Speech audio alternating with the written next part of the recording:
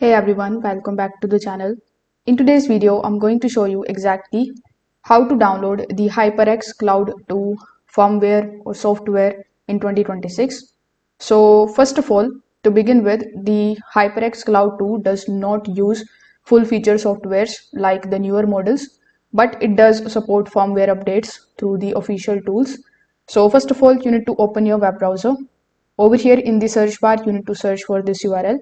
It is raw.hyperx.com.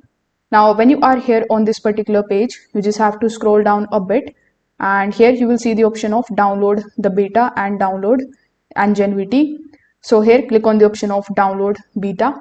After downloading it on your PC, you just have to make sure that your system meets the requirements as well.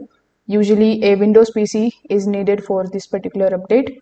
Now you need to also connect your headset using the USB sound card control box that comes with it. This setup is important because firmware updates only work through the USB connection and not with the 3.5 mm jack. After connecting, simply open the downloaded firmware file. Then simply follow further on-screen instructions and start the updating process.